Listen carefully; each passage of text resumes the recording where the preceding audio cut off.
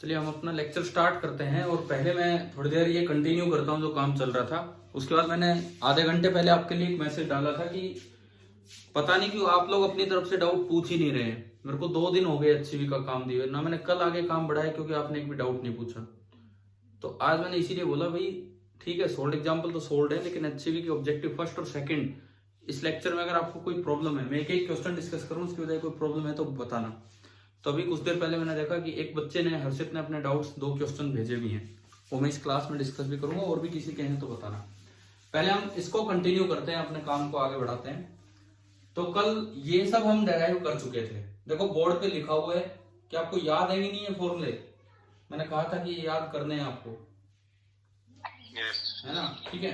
अब इसमें एक चीज मैंने आपको निकालने के लिए दी थी कल, क्या थी कि पोटेंशियल एनर्जी मैक्सिमम कितनी स्टोर होती है किसी भी वक्त, जो बाद में दोबारा काइनेटिक में कन्वर्ट हो जाती है। ये डिफॉर्मेशन, ये रिफॉर्मेशन। तो डिफॉर्मेशन के यहाँ पे आके जिस वक्त कॉमन वेलोसिटी आती है, कॉमन वेलोसिटी आपको याद होगा मोमेंटम कंजर्वेशन से आया था m1u1 plus m2u2 upon m1 plus m2। भाई ये बताओ कितने बच्चों ने ये एक्सप्रेशन आगे बढ़ाया और ये निकाला कि क्या फॉर्मूला निकल के आता है पोटेंशियल एनर्जी मैक्सिमम का? एक ने भी नहीं किया ये काम। ना आप HCV से डाउट भेज रहे हो, ना ये काम कर रहे हो। ठीक है, पेपर आगे शिफ्ट होता रहा, लेकिन आप भी उतना ही आरामदायक स्थिति में पहुंचते जा रहे हो। ऐसे तो मैं बताऊं ना, ऐसे तो मुझे लगता है फिर तो इस टेस्ट में नंबर नहीं आएंगे, क्योंकि इससे पहले आप कम से कम HCV वर्मा तो करते रहे हैं। इस बार तो उसकी तरफ ही कोई उत्साह देखने को नहीं मिल रहा है कि भाई आप कर भी रहे हैं कि नहीं। कोई डाउट, सिंगल डाउट भी नहीं भेजा जा रहा है। बार बार कहने के बाद एक बच्चे ने 2 डाउट भेजे आज अभी। और तो देखो ऐसे अगर करोगे तो पक्की बात है नंबर नहीं आने टेस्ट में। खाली कॉन्सेप्ट कितना ही अच्छा करते रहो, जब तक एक जो स्टैंडर्ड बुक है जो मैं बोल रहा हूँ वो तो काम करना होगा आपको। तो भाई ये एक्सप्रेशन आपने नहीं निकाला, कोई बात नहीं। तो यूं तो ध्यान होगा मैंने कैसे कहा था, कैसे निकालना है ये P मैक्सिमम। इस वक्त जो काइनेटिक एनर्जी है उसका कुछ पार्ट पोटेंशियल में कन्वर्ट हो चुका होगा यहाँ पे, जिस वक्त डिफॉर्मेशन खत्म हो रहा था। कितना कन्वर्ट हुआ वही पोटेंशियल बनी, कितना खत्म हो गया काइनेटिक एनर्जी वही पोटेंशियल बनी, क्योंकि ये इलास्टिक कोलिजन और तो कोई लॉस होना नहीं। तो आपको ध्यान हो या ना हो तो मैं फिर लिख दूं half m1u1 square plus half m2u2 square. ये तो थी शुरू की एनर्जी, और माइनस ये यहाँ की half of m1 plus m2 into v square. एक बार बताएंगे क्या ये बताया था कल हमने? तो मैंने कहा था कि इसको भाई आगे बढ़ाना और एक फॉर्मूले की तरह निकाल के लाना। किसी ने किया, किसी भी बच्चे ने काम? ये v था कॉमन वेलोसिटी, वो आपने उसमें पुट किया। जब आप ये स्क्वायर पुट करेंगे तो एक m1 प्लस m2 से एक m1 प्लस m2 कट जाएगा और एक m1 प्लस m2 बच जाएगा। तो ये देखो ये क्या बचा, ये बचा, इधर तो बचा m1u1 square plus m2u2 square divided by 2 minus इधर क्या बचेगा, जब आप v की वैल्यू पुट करेंगे तो एक m1 प्लस एक m2 से एक m1 प्लस m2 कटेगा, नीचे बचेगा 2 टाइम्स m1 प्लस m2 और ऊपर बचेगा इसका whole square m1u1 plus m2u2 का होल स्क्वायर। वैसे कंप्लीट टाइम वेस्ट हो रहा है, क्योंकि मैंने कल आपको करने के लिए बोला और आप करके नहीं लाए काम भी, तो फिर वो मुझे ही करवाना है। एलसीएम आपने लिया 2 times m1 plus m2, 2 times m1 plus m2। जब यहां m1 प्लस m2 से मल्टीप्लाई होगा, देखो फर्स्ट टर्म बनेगी m1 square u1 square, second term बनेगी जब आप m2 से मल्टीप्लाई करोगे m1 m2 u1 square, third term बनेगी m1 m2 u2 square, fourth term बनेगी m2 square u2 square minus. अब आप सीधा ध्यान दो, लिखने की जगह नहीं है, सीधा ध्यान दो। तो होल स्क्वायर खुलेगा तो फर्स्ट टर्म आएगा इसका square m1 square u1 square, और वो माइनस के साथ आने घटना है। तो क्या ये कैंसिल हो गया कि नहीं? बताओ बताओ, क्या पहली टर्म इसको कैंसिल कर देगी कि नहीं? अरे बोलो, समझ में आ रहा है? तो मैं इसको हटा देता हूं, इसको मैंने हटा दिया। दूसरी टर्म बनेगी क्या, m2 स्क्वायर u2 स्क्वायर, वो किसको कैंसिल करेगी, इस टर्म को। मैंने ये भी हटा दिया क्योंकि इतनी जगह नहीं थी लिखने की, फिर मैं काटता इनको। दो टर्म ही कैंसिल होगी, तीसरी टर्म और बचेगी माइनस 2ab, तो 2 times m1 m2 u1 u2। अभी बताओ क्या ये इतना लिखना आ गया आपको, ठीक है। अब ऊपर वाले तीनों टर्म्स में से क्या m1 m2 कॉमन आ रहा है ना, m1 m2 कॉमन आते ही अंदर बना u1 square plus u2 square minus 2 u1 u2। तो मैं ऊपर क्या लिख सकता हूं बताओ आप, u1 प्लस u2 का whole square, u1 minus u2 का होल स्क्वायर। प्लस कैसे आ जाएगा जब यहाँ माइनस है, तो u1 माइनस u2 का होल स्क्वायर। तो ऊपर वाली जो टर्म बची वो आपकी बची m1 m2 कॉमन और u1 माइनस u2 का होल स्क्वायर। अब देखो m1 m2 upon m1 plus m2 ये क्या है, क्या बोला था हमने इसको, म्यू रिड्यूस्ड मास। तो ये बना half mu u1 minus u2 का होल स्क्वायर। ये आपका जो काइनेटिक एनर्जी, जो मैक्सिमम काइनेटिक एनर्जी बीच के दौरान स्टोर हुई है, that is half into mu into u1 minus u2 का होल स्क्वायर। लेकिन ये वापस कन्वर्ट होगी कंप्लीटली काइनेटिक में, ये पोटेंशियल स्टोर हुई है अभी, पोटेंशियल। जब डिफॉर्मेशन खत्म होगा उस वक्त इतनी पोटेंशियल एनर्जी स्टोर हुई है, लेकिन ये वापस कन्वर्ट हो जाएगी काइनेटिक में और तब जाके ये बनेगा। तो भाई ये कुछ एक्सप्रेशन है, शायद मैं मान के चलूं कि आज तक आपको ये तो याद हो ही चुके हैं, फाइनल वेलोसिटीज वाले। यस सर, ठीक है। ये हमने जो कल पढ़ा था ये था हमारा हेड ऑन इलास्टिक कोलिजन। अब इसमें कुछ ऐसे रिजल्ट्स होते हैं, कुछ स्पेशल केसेस होते हैं, कुछ ऐसे रिजल्ट्स होते हैं जो हमें याद रखने चाहिए अलग से। जैसे अगर मैं पहली कोशिश करूं, मान लो both the bodies are identical, मैं बस इस v1 और v2 को लेके चलता हूं। सपोज मैं बाकी सब हटा दूं थोड़ी देर के लिए, ये रिजल्ट्स। पहला केस में लेता हूं, स्पेशल केस में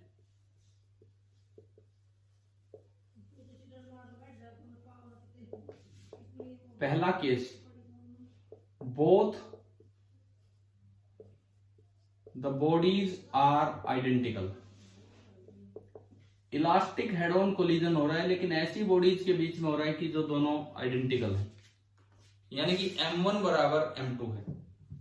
अगर m1 बराबर m2 होगा तो आप एक बार v1 और v2 के फॉर्मूला में m1 और m2 दोनों को m रख के देखो और बताओ v1 क्या आ रहा है। बताइए यहां से देख के कि v1 आ कितना रहा है, ये जो आप इसमें रखेंगे इससे।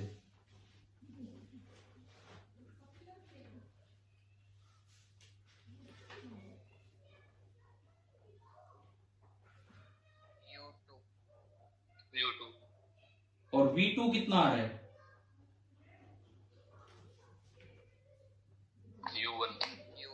u1। इसका मतलब आपको क्या समझ में आ रहा है, एक रिजल्ट बन गया बहुत अच्छा सा जो हमें याद रख लेना चाहिए।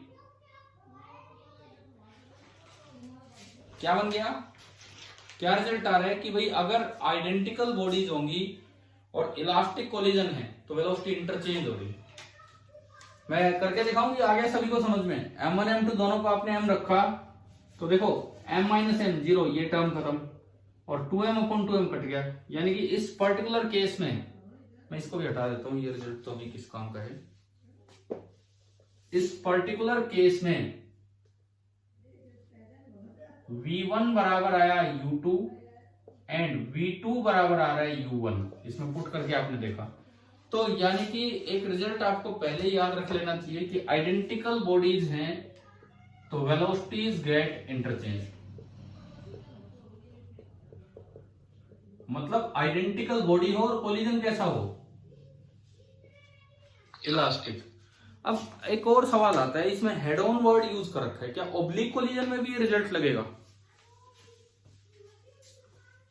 क्या ये रिजल्ट ओब्लिक कोलिजन में भी वैलिड होगा कि नहीं? नो सर, होगा, बिल्कुल होगा, लेकिन उसमें क्या होगा, थोड़ा ध्यान से, उसमें वेलोसिटी कंप्लीट इंटरचेंज नहीं होगी, परंतु जो लाइन ऑफ इंपैक्ट बनेगा, लाइन ऑफ इंपैक्ट के अलोंग दोनों बॉडीज की वेलोसिटीज का कंपोनेंट इंटरचेंज होगा। ये चीज आप याद रखना। Oblique collision is similar to head on collision, line of impact के अलोंग आप वेलोसिटीज देखिए और जो हेड ऑन कोलिजन के रिजल्ट है वो उन पे लगा दीजिए। यानी कि अगर आपके आइडेंटिकल बॉडीज हैं और इलास्टिक ऑब्लिक कोलिजन है तो दोनों बॉडीज का इनिशियल कंपोनेंट कर लो वेलोसिटीज का अलोंग लाइन ऑफ इम्पैक्ट और वो वाला कंपोनेंट इंटरचेंज हो जाएगा। यानी कि अगर मैं क्लियर लिखूं तो ये है velocities along LOI line of impact. अब हेड ऑन कोलिजन है तो पूरी वेलोसिटी अलोंग एलओआई है तो वो आपकी इंटरचेंज होगी।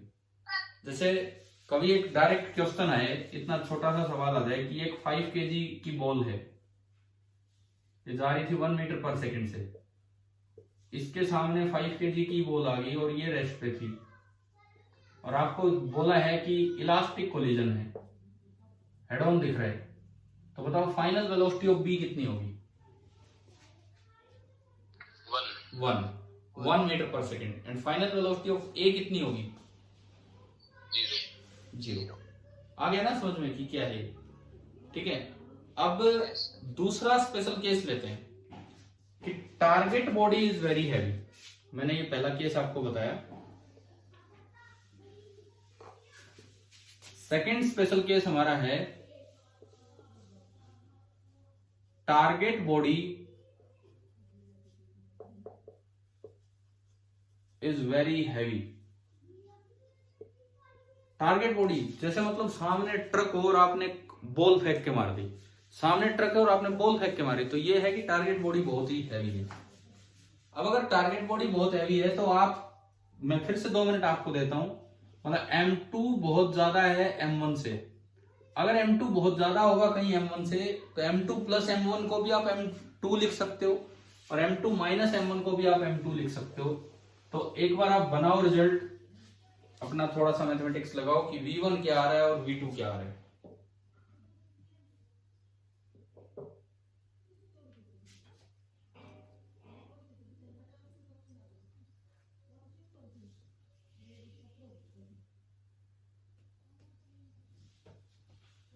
U1 plus 2U2.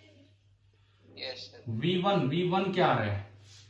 देखो सुनो, M1 माइनस M2 को, M2 बहुत भारी है तो M1 माइनस M2 को मैं लगभग लिख सकता हूं, ये नियरली होते हैं, माइनस M2।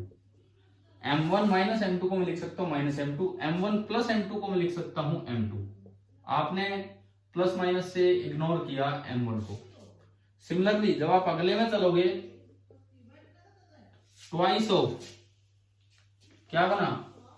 M2 अपॉन, ऊपर तो M2 ही है और नीचे कितना आ जाएगा? M2 और इंटू U2। M2 ये रहा। V1 is nearly equal to minus U1 plus twice of U2। And अब आप V2 बताओ यहां से कि V2 कितना आ रहा? V2 कितना आ रहा है? 2U1 minus U2. देखिए, देखते हैं एक मिनट। यहीं से अगर V2 निकालें, ऊपर तो 2M1 अपॉन नीचे M1 प्लस M2 को आप क्या लिख सकते हैं? M2 into U1 plus M2 minus M1 भी M2 लिखा जा सकता है, M2 प्लस M1 भी M2 लिखा जा सकता है, इंटू U2। M2 से M2 तो कैंसिल हो गया। अब आप ये देखो M1 बाई M2, अगर M2 बहुत भारी है, M1 बहुत छोटा है, तो M1 by M2 tends to 0 हो जाएगा कि नहीं? Yes, sir. है ना? तो ये टर्म नियरली इग्नोर हो जाएगी और यहां से जो V2 आएगा वो नियरली U2 आएगा। V2 नियरली U2 का क्या मतलब है? कोई ट्रक चल रहा है, आपने पीछे से बॉल फेंक के मार दी, क्या ट्रक की स्पीड चेंज हो जाएगी? No, sir. यानी कि जो सामने वाली टारगेट बॉडी थी, अगर वो बहुत हैवी है तो उसकी स्पीड, उसकी वेलोसिटी तो उतनी ही रहेगी जितनी इसकी थी।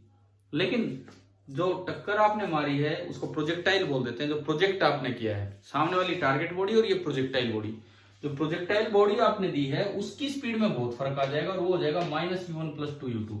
और इस रिजल्ट को और भी अच्छा तब बन जाता है। स्पेशल केस ये था कि target body is very heavy and is at rest. Target body बहुत हैवी है और टारगेट बॉडी रेस्ट पे भी है, तो U2 कितना होगा? 0। अगर टारगेट बॉडी रेस्ट पे भी है तो U2 0। U2 0 का मतलब है कि V1 becomes nearly minus U1 and V2 अभी भी 0 ही रहेगा। इसका अब ये रिजल्ट आसानी से याद होता है।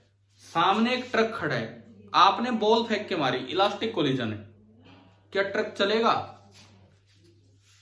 वो खड़ा था पहले, क्या ट्रक चल पाएगा? नहीं चल पाएगा, तो वो तो अब भी रेस्ट पे।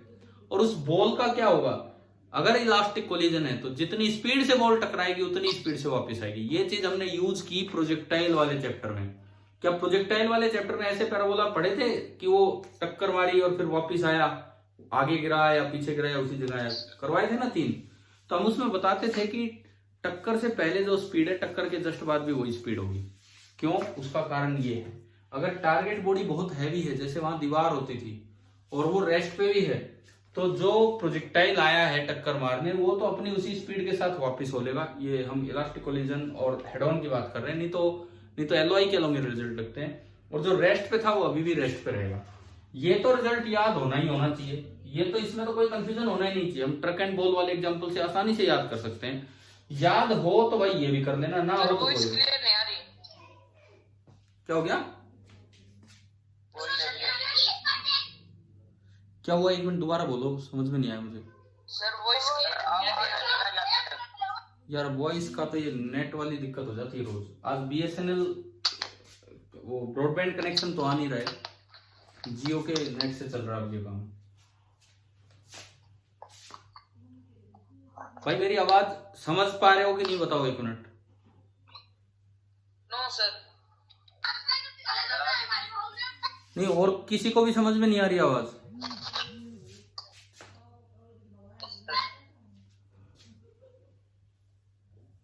तो चलो मैं तो आगे बढ़ाता हूं, कुछ आएगा समझ में, कुछ नहीं आएगा।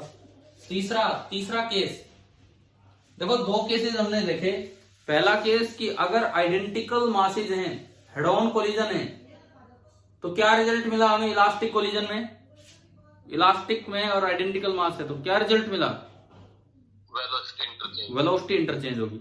दूसरा, अगर आइडेंटिकल नहीं, टारगेट बॉडी बहुत हैवी है, पीछे से बहुत हल्की बॉडी आके टक्कर मारी और इलास्टिक कोलिजन है, तो उसमें क्या रिजल्ट मिल रहा है? भैया आप अपना ये म्यूट कीजिए, सुनो, ये जिसकी तरफ से डिस्टर्बेंस है वो अपनी आवाज बंद कीजिए। तो दूसरा रिजल्ट हमें ये मिला कि सामने वाली बॉडी अगर रेस्ट पे थी तो रेस्ट पे रहेगी और ये उतनी वेलोसिटी से वापस आ जाएगा। और अगर सामने वाली बॉडी चल रही थी तो उसी स्पीड से चलती रहेगी U2 से, लेकिन ये -U1 तो जुड़ेगा, लेकिन साथ में +2U2 और हो जाएगा इसमें, तो ये इसकी स्पीड होगी। और अगर ये ऑब्लिक कोलिजन है तो ये रिजल्ट्स अलोंग एलओआई लग जाएंगे, एलओआई कंपोनेंट्स के अलोंग। हमें तीसरा केस बिल्कुल इससे अपोजिट, कि target body is very light, target body is very light, यानी कि M1 बहुत बड़ा है M2 से। एक बार इसके रिजल्ट निकालो, V1 V2 क्या बन रहे हैं।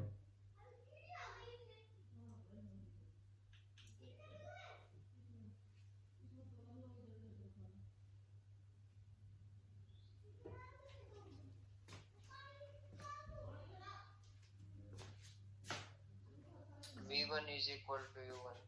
देखो अभी उसको रेस्ट पे मत मानो, वो तो फिर उसके बाद बनाएंगे हम, अभी रेस्ट पे मत मानो, उसके बाद बनाएंगे। अगर आप ये केस लेते हो, M1 बहुत बड़ा है, तो यहां ऊपर M1 बचा, यहां नीचे भी M1 बचा, M1 से M1 कट गया, तो V1 is equal to U1 plus something और आ रहा है, ऊपर M2 और नीचे M1, परंतु ये टेंड्स टू 0 होगा, क्योंकि ऊपर बहुत हल्की चीज है, नीचे बहुत ही भारी चीज है ना। तो फर्स्ट जो आया V1, जैसे पिछली बार V2 नियरली U2 आया था, इस बार जो V1 आएगा यहां से, मैं यहां लिखता हूं V1, वो नियरली आ रहा है U1। यानी कि अगर पिछली बॉडी बहुत तेज, जैसे ट्रक ही चल रहा है, मच्छर टकरा गया, मच्छर तो हवा में रहते हैं, टकरा जाते हैं, तो क्या मच्छर से कोलिजन के कारण ट्रक की स्पीड चेंज हो जाएगी क्या? नहीं होती। तो ये वही केस है, अपने दिमाग में कुछ बैठाओ इन चीजों को ताकि रिजल्ट याद हो। तो V1 पे कोई फर्क नहीं पड़ना, बहुत भारी था।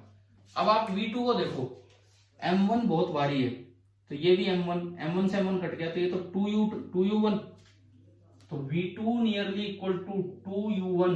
आगे देखिए, M1 बहुत भारी है, तो आप M2 को इग्नोर करो, यहां भी M2 को इग्नोर करो, तो ये बचेगा -U2। 2u1 माइनस u2, ये इसके रिजल्ट आ रहे हैं। और इसमें भी वो स्पेशल बात कि अगर टारगेट बॉडी रेस्ट पे हो, अगर u2 जीरो हो, अगर u2 जीरो हो तो this is twice of u1। अब ये देखो ये क्या रिजल्ट है, ये क्या रिजल्ट है सुनिए।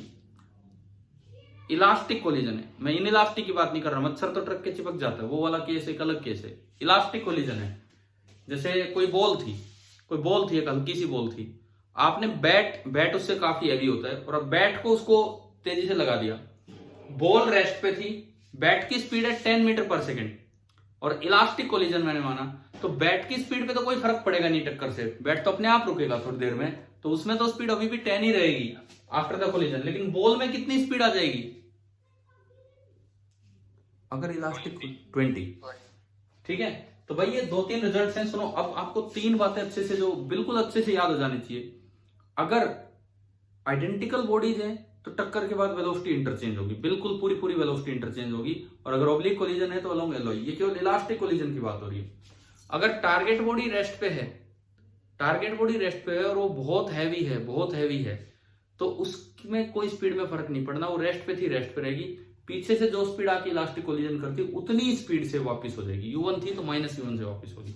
और अगर टारगेट बॉडी रेस्ट पे है और बहुत हल्की है तो पिछली बॉडी की स्पीड पे कोई फर्क नहीं पड़ना, लेकिन अगली में उससे डबल स्पीड आ जाएगी और वो आगे भाग जाएगी।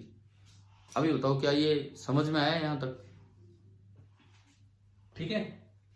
Yes, sir. अब देखो इस पे कैसे कोई सवाल आ सकता है। जैसे मान लो एक कोई आपको दिया है कि एक लाइट पार्टिकल है, ये दिया गया है कि एक लाइट पार्टिकल है, हल्का पार्टिकल, ये 12 मीटर पर सेकंड की स्पीड से आ रहा था। मतलब मैं स्पेशल केसेस को यूज करवाने के लिए क्वेश्चन ले रहा हूं। एक हल्का पार्टिकल है, 12 मीटर पर सेकंड की स्पीड से आ रहा था, और ये बहुत हैवी ब्लॉक से कोलाइड कर गया, बहुत हैवी ब्लॉक से, हैवी ब्लॉक, और वो रेस्ट पे था। सपोज वो ब्लॉक रेस्ट पे था। पहला question, collision elastic 1D elastic है, 1D मतलब हेड ऑन इलास्टिक है, तो बताओ भाई बाद में दोनों की वेलोसिटी क्या होगी? फटाफट आंसर दो, बाद में दोनों की वेलोसिटी क्या होगी?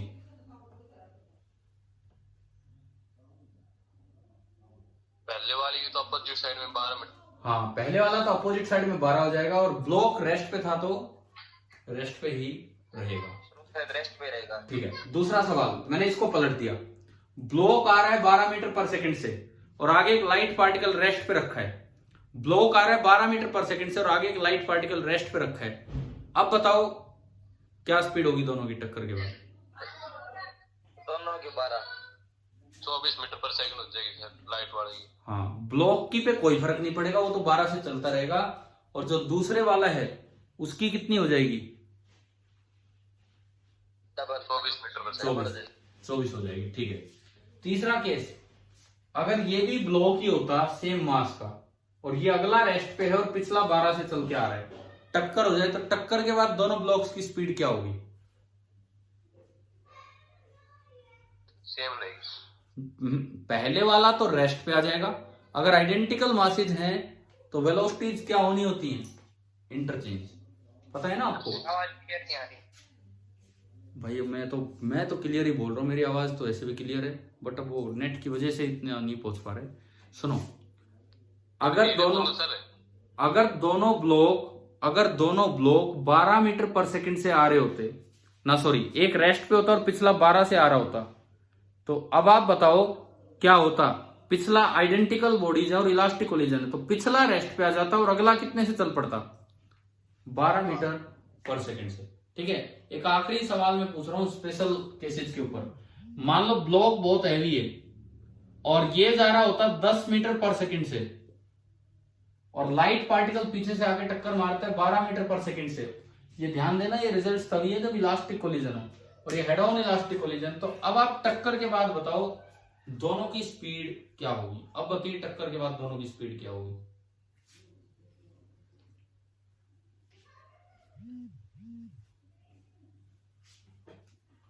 देखो ये क्वेश्चन बन गया यहीं पे। एक बहुत हल्का पार्टिकल है 12 मीटर पर सेकंड से आगे जा रहा है, आगे एक बहुत हैवी ब्लॉक है वो 10 मीटर पर सेकंड से जा रहा था, और इलास्टिक हेड ऑन कोलिजन हुआ। तो आफ्टर द कोलिजन इस पार्टिकल की और इस ब्लॉक की स्पीड क्या होगी?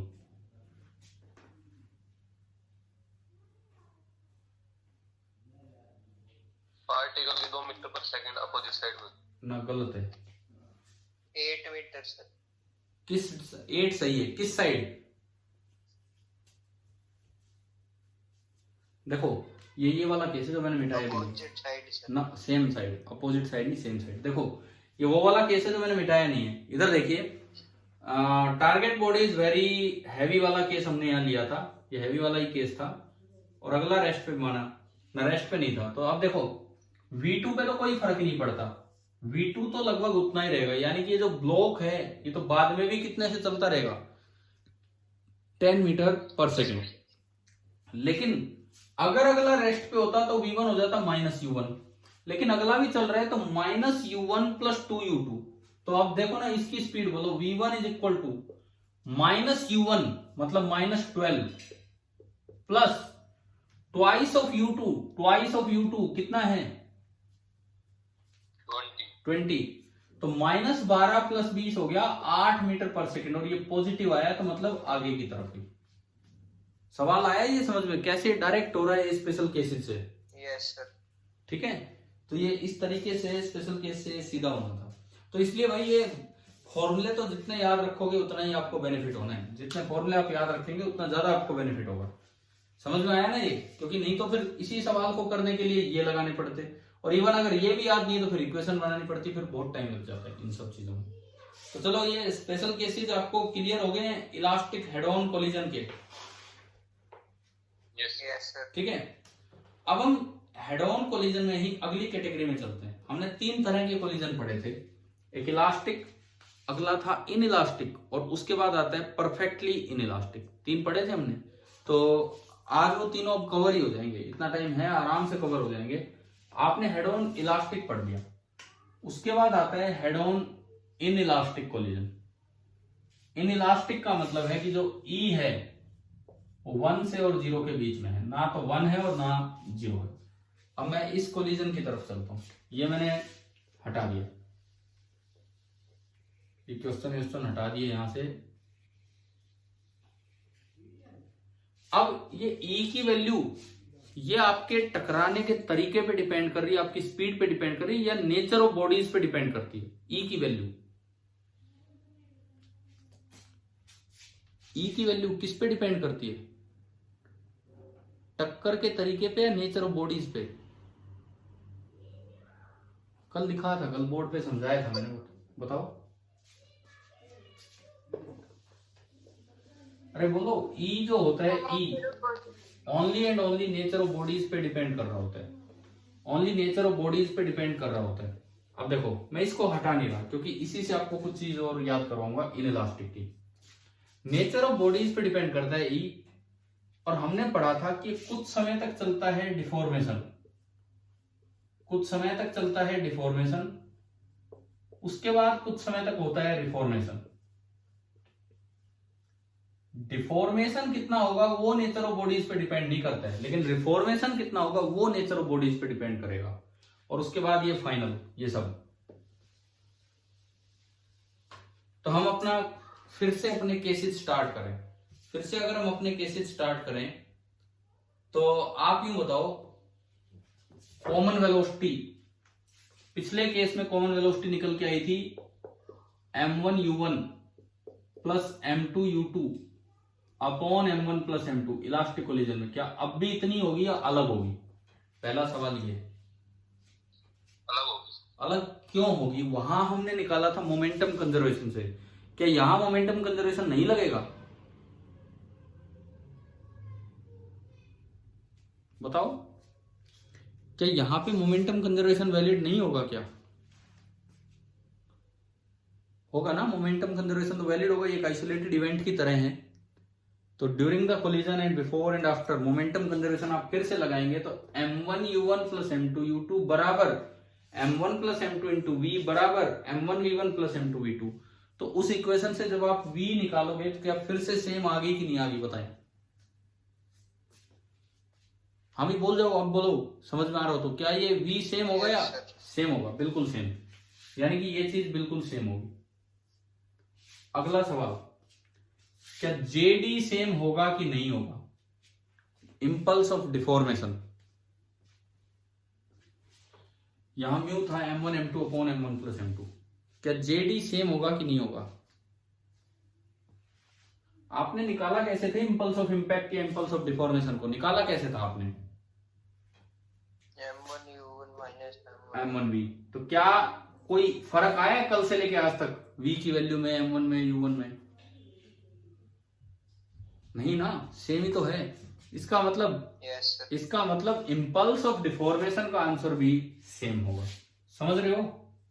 समझ में आ रहा है? अब देखो, कल का अगर आपने ढंग से पढ़ लिया तो आज नया बहुत कम है, वही चीजें ढंग से बस दोबारा से अप्लाई होंगी, आधा काम तो सेम। यानी कि डिफॉर्मेशन तक जो हुआ वो तो इस बात पे डिपेंड ही नहीं कर रहा कि कोलिजन कैसा है, जब तक वो बॉडी इस तरह टकराई ये डिफॉर्मेशन है। अब रिफॉर्मेशन कितना होगा वो डिपेंड करता है कोलिजन पे। तो जे आर थोड़ा अलग होगा। न्यूटन्स लॉ क्या था? Newton's experimental law, J are, हाँ, ई बराबर जे आर बाई जेडी, या इसको यूं याद रखें, जे आर बराबर ई इंटू जेडी। कल तो ई 1 था और आज ई लेस देन 1 है, तो ये थोड़ा अलग हो जाएगा। जे आर जो आपका होगा, दिस विल बी, अगर मैं यहां लिखूं जे are, this will be impulse of reformation, E into mu into u1 minus u2। तो ये इंटू ई आ गया और ई लेस देन 1 है, इसका मतलब जे डी ज्यादा होगा और इंपल्स ऑफ रिफॉर्मेशन कम होगा। क्या ये पहला बदलाव आपको समझ में आया क्या हुआ है क्या नहीं? Yes sir. ठीक है।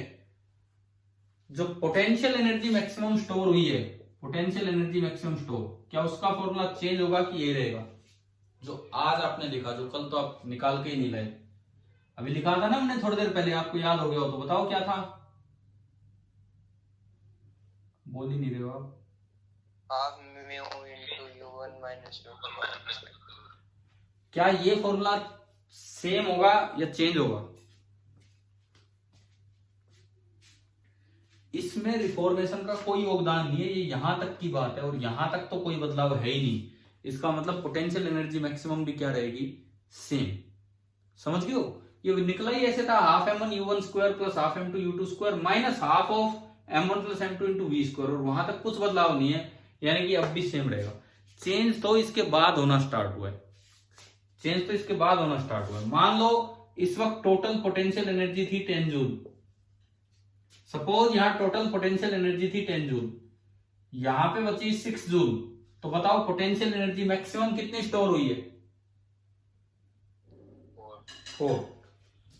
अगर वो इलास्टिक कोलिजन होता तो बाद में दोबारा 10 जूल ही हो जाती एनर्जी, लेकिन अब वो दोबारा से 10 नहीं हो पाती, कुछ लॉस हो जाता है। अब ये 10 की 9 होगी, यानी कि जब यहां से यहां गई तो 4 जूल पोटेंशियल के रूप में थी, लेकिन वापस वो कंप्लीट काइनेटिक में कन्वर्ट नहीं हो पाई, वापस वो कंप्लीट काइनेटिक में कन्वर्ट नहीं हो पाई। समझ में आया ना इस कोलिजन में क्या होता है? ठीक है। अब बात करते हैं, ये तो फटाफट ये कोलिजन सिमटता जा रहा है। अब आता है सबसे मेन काम, फाइनल वेलोसिटीज कैसे निकालें। अगर आपको ई दे रखा हो क्वेश्चन में तो फाइनल वेलोसिटीज कैसे निकालें। तो कल आपको याद हो तो हमने 2 इक्वेशंस बनाई थी, 2 इक्वेशंस, एक मोमेंटम, मुझे v1 और v2 सोल्व करना, v1 v2, तो 2 वेरिएबल तो 2 इक्वेशन चाहिए। कौन सी 2 इक्वेशन? एक में तो आपने क्या किया था, मोमेंटम कंजर्वेशन लगाया, और एक कौन सी इक्वेशन बनाई थी बताओ जिससे रिजल्ट्स आए थे इधर वाले? Velocity of separation. हाँ, मतलब ई का रिलेशन। तो आज भी सुनो, अब हम निकालना स्टार्ट करेंगे to find v1 and v2। अब आप थोड़ा सा पेन कॉपी लेके तैयार हो जाओ, बिकॉज इक्वेशंस में आपसे सोल्व करवाऊंगा, इक्वेशंस आपको ही सोल्व करनी है। पार्टिसिपेंट्स 15, मतलब 13 स्टूडेंट्स हैं। चलो ठीक है, 13 स्टूडेंट भी हैं तो ठीक है। अभी देखिए,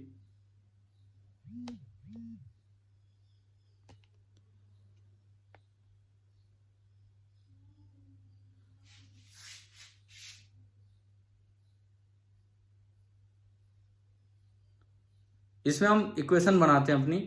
देखो, सबसे पहली equation, by momentum conservation, by momentum conservation equation बताओ भाई, इनिशियल और फाइनल, फाइनल मोमेंटम कितना,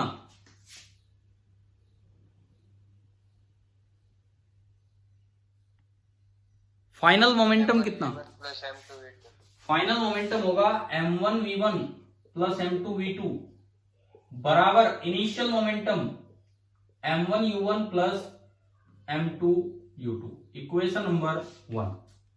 ये तो आपकी बनी एक इक्वेशन, पहली इक्वेशन ये बन गई। अब एक और इक्वेशन आपको चाहिए जो ई का यूज करके बनेगी। ई की अल्टरनेट डेफिनेशन कल क्या पढ़ाई थी? ई की जो अल्टरनेट डेफिनेशन हमने कल पढ़ी थी वो क्या पढ़ी थी हमने, बताओ, ताकि हम दूसरी इक्वेशन बना पाए। ना ना ना, velocity of separation upon velocity of approach. तो यहां से बनता है कि velocity of separation, velocity of separation is equal to e times velocity of approach. Velocity of separation is equal to e times velocity of approach. अब velocity of separation कितनी है बाद में देखो, इस डायग्राम को देख के बताओ वेलोसिटी ऑफ सेपरेशन कितनी है। v2 माइनस v1, समझ गए हो, is equal to e times velocity of approach. बताओ यहां से देखिए कितनी है, u1 माइनस u2। तो ये बना eu1 माइनस eu2। अब देखो मेरे पास दो वेरिएबल हैं v1 और v2 और दो इक्वेशन। कल भी हमने सोल्व की, कल जो सोल्व किया तो ये रिजल्ट्स आपके सामने आए थे, मैंने अभी तक नहीं मिटाए क्योंकि मैं इसी में चेंज करके करूंगा। अब आप एक काम करो, सबसे पहले v1 निकालो। v1 कैसे निकालेंगे? M1 से मल्टीप्लाई कर देंगे। v1 निकालना है, v1 निकालना है तो m2 से मल्टीप्लाई करके और सब्ट्रैक्ट करो। m1 से नहीं, m2 से, v2 गायब करो। तो सबसे पहले मैं ऊपर का ये बोर्ड खाली कर रहा हूं ताकि हम यहां पे ये चीजें समझ पाए क्या होगा क्या नहीं होगा, और ताकि हम रिजल्ट्स की तरफ भी चलें।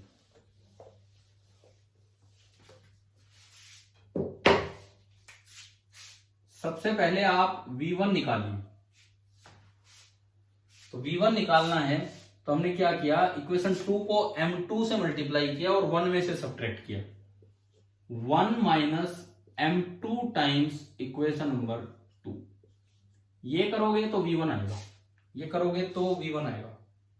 करेंगे आप ट्राई? अगर मैं आपके लिए छोड़ू 2 मिनट तो यस सर। करो, फिर मैं आपको चेंज बताऊंगा क्या चेंज है, फॉर्मूले में क्या चेंज है वो बताऊंगा।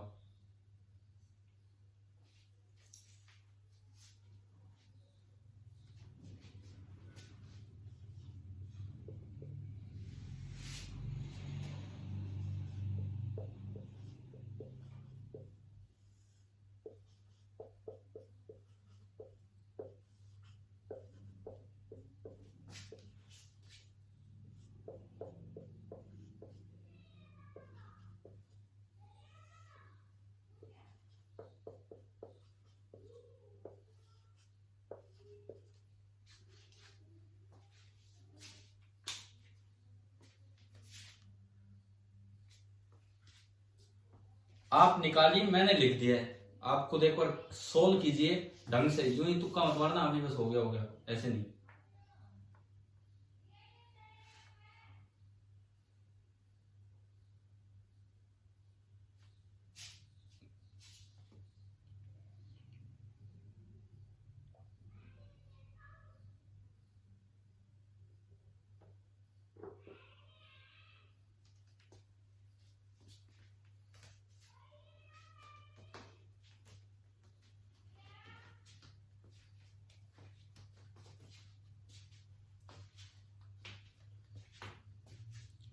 भाई कर रहे हो ना आप सभी बच्चे?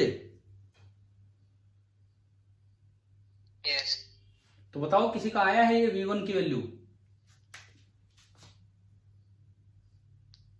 Yes sir. देखो आपने इसको m2 से मल्टीप्लाई किया तो ये टर्म बनी m2v2, ये टर्म बनी m2v1। जब आप इसमें से घटाएंगे तो m2v2 से m2v2 कैंसिल हो जाएगा और ये जुड़ जाएगा। जुड़ेगा तो v1 कॉमन आएगा और बाहर बचेगा m1 प्लस m2। तो ये m1 प्लस m2 तो बाद में आया डिवाइड होने v1 के बाहर से। अब ऊपर वालों को और संभालो, यहां U1 है M1, और यहाँ U1 के साथ एक तो E है और एक M2 मल्टीप्लाई होगा और फिर वो घटेगा, तो U1 के साथ बचेगा M1 माइनस ई M2। दिख गया होगा ना एक बार में, M1 माइनस ई M2। फिर अगर मैं M2 की बात करूं ना U2 की बात, तो यहाँ M2 है और यहाँ M2 और मल्टीप्लाई होगा और माइनस माइनस प्लस हो जाएगा, तो M2 प्लस ई M2, जिसमें M2 कॉमन आया तो ये बचा। और ये रिजल्ट याद रखना है क्योंकि ये आसान है। अगर आपने कल ये याद किए हैं, तो इससे ये बड़ा आसान है। कैसे भाई? और कुछ नहीं होता, यहाँ ई होता है। अब इलास्टिक कोलिजन होगा तो E1 होगा, नहीं तो M1 माइनस ई M2। और ये 2 नहीं होता, असल में 2 की जगह 1 प्लस ई होता है। अगर इलास्टिक कोलिजन होगा तो E1 होगा और 1 प्लस 1 आपका 2। तो मुझे लगता है शायद वो भी याद हो जाएगा, और उससे तो फिर ये आ ही गया डायरेक्ट। हमें V1 हुआ आपका कैलकुलेट। Yes sir. अब एक बार V2 कैलकुलेट करें, तो V2 कैलकुलेट करने के लिए V1 को गायब करना है, तो इस इक्वेशन को M1 से मल्टीप्लाई करके और ऐड कर दो, यानी कि अगर आप V2 कैलकुलेट करना चाहते हैं V2, तो इक्वेशन 1 को M1 से मल्टीप्लाई करके और आप इक्वेशन नंबर 2 में ऐड कीजिए और बिल्कुल इसी तरह से बताएं कि V2 कितना आ रहा है।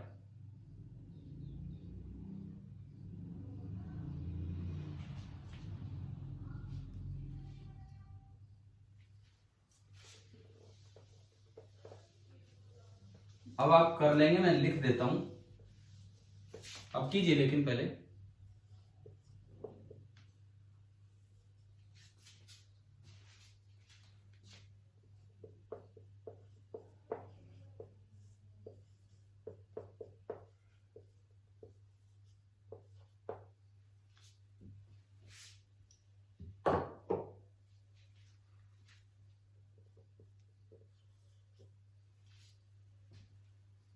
शायद आपको अंदाजा लग भी रहा होगा कि क्या आना है क्या नहीं आना है। बिल्कुल ऊपर वाले की तरह ही चेंज हो रहे हैं।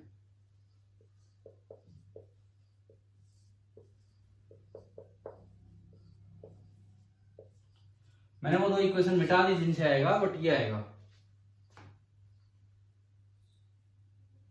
Yes sir.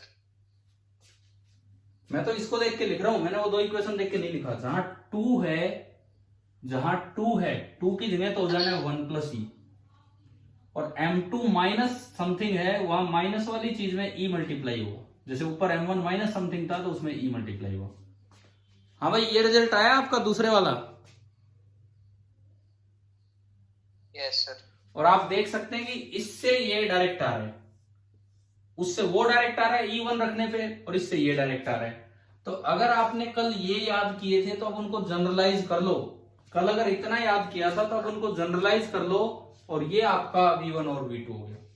तो मुझे लगता है कि शायद अब आपको हेड ऑन इनइलास्टिक कोलिजन भी समझ में आ गया होगा पूरा। ठीक है, और इसमें देखो टाइम ही बहुत कम लगा, हमने सारा टाइम लगा दिया हेड ऑन इलास्टिक समझने में।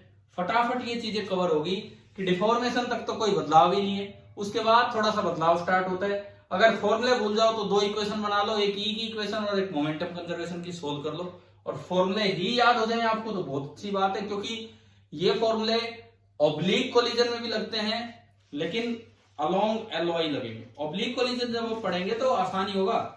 देखो, आप कोलिजन की मेन क्लास कल पढ़ चुके हो, अब वही चीजें बस आनी है, वही चीजें आनी है। कल जो पढ़ा आज डायरेक्ट अप्लाई हुआ और आपका इनइलास्टिक होगा। जिस दिन हम ऑब्लिक कोलिजन स्टार्ट करेंगे, मतलब अगली क्लास में, तो उसमें हम सीखेंगे कि ऑब्लिक भी हेड ऑन कोलिजन है अलोंग एलओआई, और जो परपेंडिकुलर कंपोनेंट होगा एलओआई के परपेंडिकुलर, उसमें कोई चेंज नहीं होना, तो इसलिए आसान है ऑब्लिक कोलिजन भी हमारे लिए। ठीक है भाई, दूसरा टाइप भी हो गया। तीसरा टाइप कौन सा बचता है हेड ऑन का? हेड ऑन की तीसरी टाइप कौन सी? Perfectly inelastic collision. तो चलिए हेड ऑन में तीसरा देखते हैं। तीसरा देखें या पहले इस पे कोई क्वेश्चन लें? चलो ठीक है, पहले इस पे एक सवाल ले लेते हैं, फिर तीसरे पे चलते हैं। सपोज इस तरह से आपको यूं दे दिया जाए कि 2 ब्लॉक्स हैं, एक 2 बॉल्स हैं, एक 1 kg की बॉल है और एक 2 kg की बॉल है। और इस बार मैं इनको अपोजिट डायरेक्शन में लेके चलता हूं। मान लो ये 4 मीटर पर सेकंड से आ रही है और ये 1 मीटर पर सेकंड से आ रही है, और हेड ऑन कोलिजन, ऊपर नीचे नहीं है, आमने सामने ही है, ऊपर नीचे नहीं है, आमने सामने है बिल्कुल, हेड ऑन कोलिजन हम पढ़ रहे हैं। और अगर आप इनइलास्टिक बनाना चाहते तो लेट ई बी हाफ, ई की वैल्यू आपको दे दी कि कोएफिशिएंट ऑफ रेस्टिट्यूशन हाफ है, ठीक है। आपने वैल्यू लिख ली है? हाँ भाई, अब देखो 4 पार्ट मैं आपसे पूछ रहा हूँ इसमें, इस सवाल में 4 पार्ट। पहला पार्ट इंपल्स ऑफ इंपैक्ट, दूसरा पार्ट इंपल्स ऑफ रिफॉर्मेशन, तीसरी बात फाइनल वेलोसिटीज, एंड चौथी बात लॉस इन काइनेटिक एनर्जी, क्योंकि हमने पढ़ा कि फाइनल काइनेटिक एनर्जी उतनी नहीं होगी जितनी इनिशियल थी, तो जरूर कुछ ना कुछ तो लॉस हुआ होगा। तो चलिए ये 4 पार्ट आप सोल्व कीजिए अब।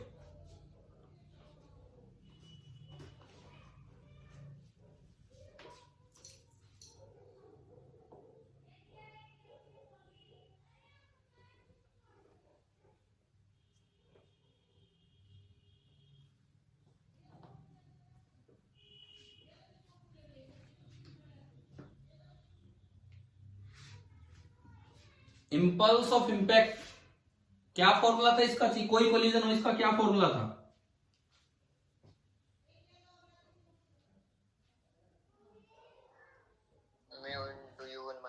Mu into U1 minus U2। अब ढंग से लगाना है, म्यू कितना पहले ही निकाल लो, M1 M2 upon M1 plus M2, तो म्यू कितना?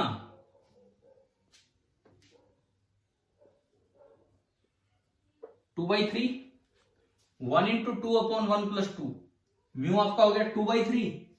U1 माइनस U2 बताओगे यहां 3 होगा या 5 होगा?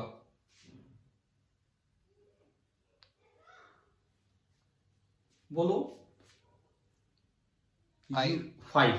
U1 4 है, U2 -1 है, तो ये बनेगा 4 माइनस, इन सभी फॉर्मूलों में विद साइन पुट करनी है वेलोसिटीज, तो ये आ गया 10/3।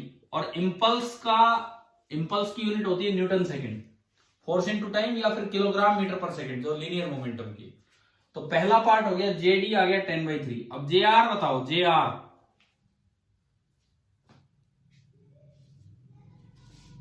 डायरेक्ट आंसर है, जे आर बोलो कितना?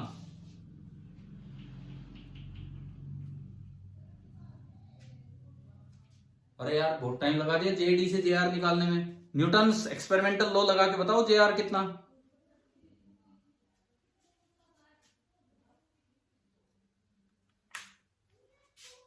हाँ जी क्लास, जे आर की वैल्यू कितनी होगी अगर जेडी समझ में आ गया है तो?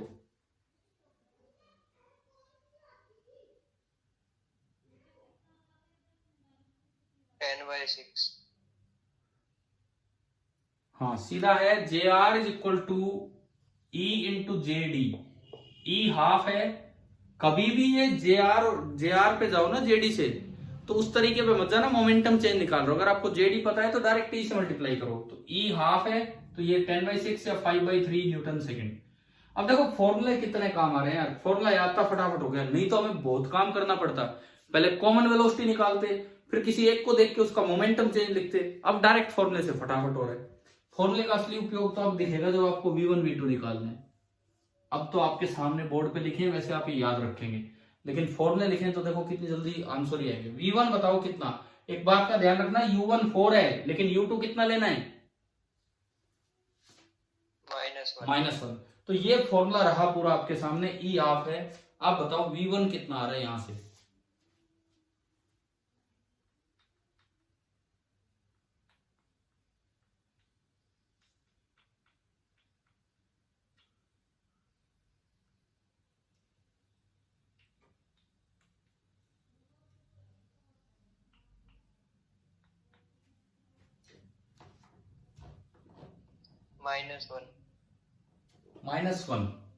-1 का क्या मतलब भाई? बाकियों का आ गया -1।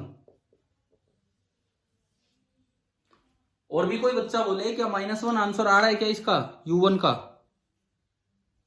Yes sir. तो -1 आने का क्या मतलब है?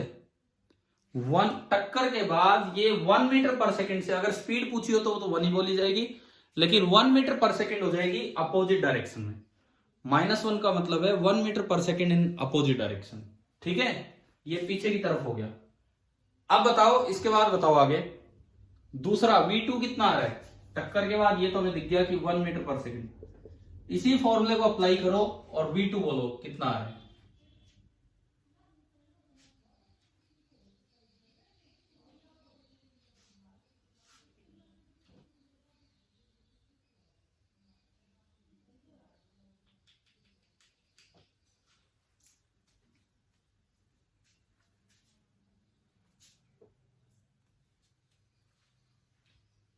कितना आया v2?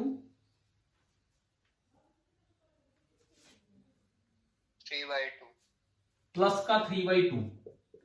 तो प्लस का 3/2 आने का मतलब है कि ये आगे की तरफ है 3/2 मीटर पर सेकेंड। एक बार मैं पूछ लूं क्या आप ये फॉर्मूले लगा पाए हैं कि मैं लगा के बताऊं कैसे हुआ ये? हो गए, ठीक है। तो ये फॉर्मूले याद भी कर लेने हैं। तो ये अंदर की तरफ जो बनी हुई है इनिशियल वेलोसिटी और ये फाइनल है। अब आखिरी part, loss in kinetic energy, जरूर कुछ कम हुआ होगा। जितना बीच में पोटेंशियल एनर्जी के रूप में गया वो पूरा रिकवर नहीं हो पाया, कुछ लॉस हो जाता है इन इलास्टिक कोलिजन्स में। तो लॉस निकलेगा initial kinetic energy minus final kinetic energy. एक बार आप यहां से इनिशियल काइनेटिक एनर्जी निकाल लो। इनसे इनिशियल कितनी, हाफ इंटू 1 इंटू 4 का square plus half into 2 into 1 का स्क्वायर। बताना सॉल्व करके कितना आ रहा है इनिशियल काइनेटिक एनर्जी?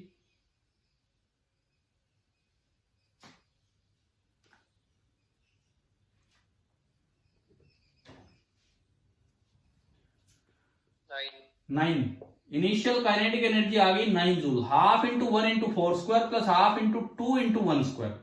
अब आप बताओ final kinetic energy, half into 1 into 1 square plus half into 2 into 3/2 का स्क्वायर। फ्रैक्शन में बता देना।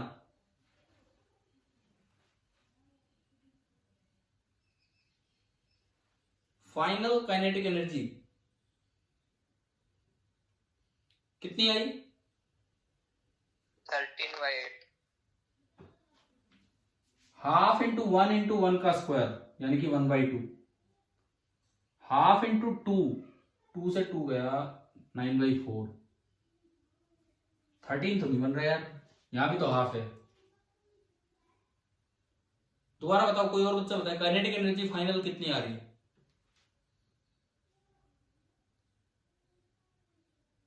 हाफ प्लस 9/4, 4 एलसीएम 2 प्लस 11/4 बन रही है। तो शायद बताओ कुछ और आ रहा है क्या? Yes sir, yes sir, 11/4। अब लॉस का मतलब है कि फाइनल कम होगी, ये दिख भी रहा है फाइनल कम है। तो लॉस कितना हुआ? लॉस इन काइनेटिक एनर्जी का मतलब है initial minus final. 9 4 36 minus 11, 25/4 joule. अब बताओ, इन इलास्टिक कोलिजन पे कोई सवाल आए, बिना इक्वेशंस बनाए डायरेक्ट फॉर्मूलों से भी ये पूरा पूरा क्वेश्चन सॉल्व हो गया। क्या समझ में आया कैसे करना है? ठीक है। और इन केस अगर आपको फॉर्मूला में कंफ्यूजन लगे या फाइनल एग्जाम के दिन आप भूल जाओ फॉर्मूले, तो भाई 2 इक्वेशन बना लो, एक ई की इक्वेशन, एक मोमेंटम कंजर्वेशन की इक्वेशन, और दोनों को सोल्व कर लो, उससे निकाल लेंगे। ठीक है। अब हम चलते हैं हेड ऑन पे, तीसरे कोलिजन पे। तीसरा कौन सा है हेड ऑन का? कौन सा टाइप रह गया हमारा? Perfectly inelastic. जो हमारा जो थर्ड वन, जो हमारा तीसरा कोलिजन होगा, उसमें हम चलते हैं head on perfectly inelastic collision.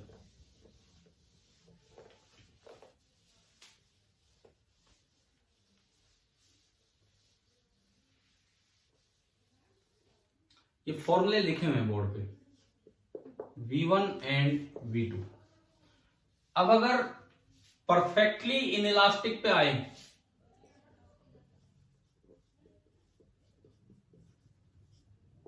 तो परफेक्टली इनइलास्टिक कोलिजन में E कितना हो जाना है? E 0। अब मैं यहां अगर बात करूं तो E की वैल्यू हो जानी है 0। देखो, आप पहले वैसे इन जनरल जैसे कोलिजन देखते हैं उस तरह देखिए, ये M1 मास U1 स्पीड से आ रहा है, ये M2 मास U2 स्पीड से आ रहा है। जैसे ये टकराए इनका डिफॉर्मेशन होगा, M1 M2, कॉमन वेलोसिटी आई V।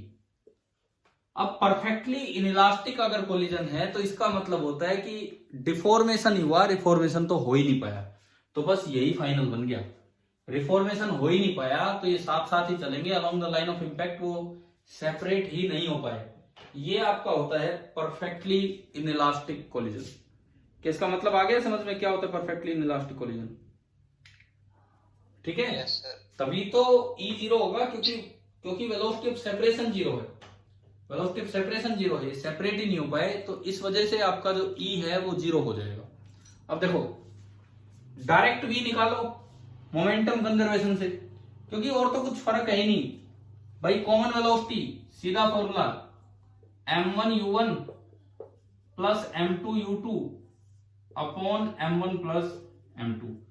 JD बिल्कुल सेम, कोई फर्क ही नहीं है, क्योंकि हमने आपको अभी बताया कि इंपल्स ऑफ डिफॉर्मेशन में डिपेंड ही नहीं करता कैसा कोलिजन है। तो JD का क्या फॉर्मूला था? Mu into u1 minus u2, लेकिन JR में फर्क आ जाएगा और JR आपका कितना हो जाएगा? JR में फर्क आ जाएगा और JR कितना हो जाएगा? जीरो। ठीक है। अगर मैं फाइनल वेलोसिटीज की बात करूं तो ये सेपरेट ही नहीं हुए, तो V1 बराबर V2 बराबर V होगा। बस ये तो काम ही खत्म हो गया यार। पोटेंशियल एनर्जी मैक्सिमम स्टोर वही होगी जो अभी निकाली थी आज, और वो वापस कन्वर्ट ही नहीं हो पाई काइनेटिक में, कुछ भी कन्वर्ट नहीं हो पाई, बस ये हो गया। तो लॉस बहुत ज्यादा है। अब आप इससे इन फॉर्मुलों से एक बार ये निकाल के देखो, इन फॉर्मुलों से एक बार ये निकाल के देखो कि ये आता है कि नहीं। इस कोलिजन में E आपका है जीरो, इस कोलिजन में E जीरो है, आपने E जीरो रखा, E जीरो रखा, बताना क्या बचा यहाँ पे? ऊपर क्या बचा? m1u1, m1, इसमें E जीरो रखा, ऊपर क्या बचा?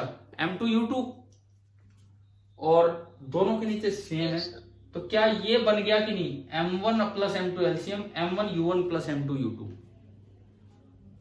बन गया भाई। बाद में यही तो V1 है, यही V2 है, क्योंकि सेपरेट नहीं है। एक बार V2 भी चेक कर लेते हैं। E जीरो रखा, क्या बना? m1u1, और यहां क्या बनेगा? E जीरो रख के m2u2। इसका मतलब ये फॉर्मूले हर तरह के कोलिजन में लगेंगे, ये केवल इनइलास्टिक नहीं, ये इलास्टिक भी और ये परफेक्टली इनइलास्टिक भी सब में लग रहे हैं। तो हमें ये फॉर्मूले अच्छे से याद हो जाने चाहिए। अब ये कोलिजन वाला क्वेश्चन भी लिया तो डायरेक्ट इनसे आंसर आ रहे थे -1 और 3/2। तो आप बताओ 1D कोलिजन मतलब हेड ऑन कोलिजन के सिंपल क्या क्या 3 तरीके हो सकते थे? क्या वो तीनों आपको समझ में आ गए हैं कि नहीं? ठीक है। Yes sir. ठीक है। अब अगली क्लास में, क्योंकि मैं अब कुछ डिस्कशन पे आऊंगा, तो सुनो, अगली क्लास में जो कोलिजन की नेक्स्ट लेक्चर होगा, सीधा ओब्लिक नहीं, पहले हेड ऑन पे ही कुछ और तरह के क्वेश्चंस लेंगे, कुछ और रिजल्ट्स भी बनेंगे वहां से, किस तरह की चीजें काइनेमेटिक से रिलेट करके कैसी चीजें आती हैं वो, और फिर हम ओब्लिक पे चलेंगे। लेकिन अब जो रिमेनिंग टाइम है, मैं HCV वर्क एनर्जी पावर वाले चैप्टर के ऑब्जेक्टिव फर्स्ट और ऑब्जेक्टिव सेकंड डिस्कशन पे आता हूं। बिकॉज कल भी आपने कोई डाउट नहीं बताया था, आज भी दोबारा क्लास का टाइम हो गया, कोई डाउट नहीं आया था, इसीलिए कल आगे काम नहीं दिया।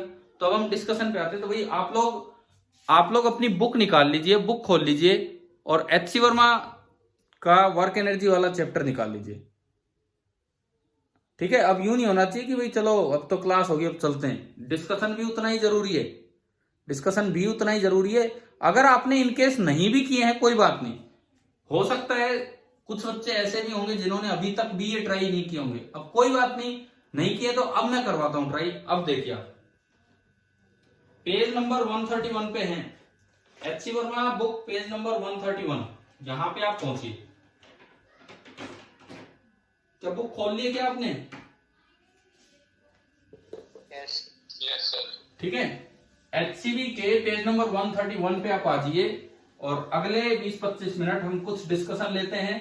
मैं आपसे नहीं पूछ रहा, मैं समझा रहा हूं आपको। जिन बच्चों ने नहीं भी किए वो भी ध्यान दें।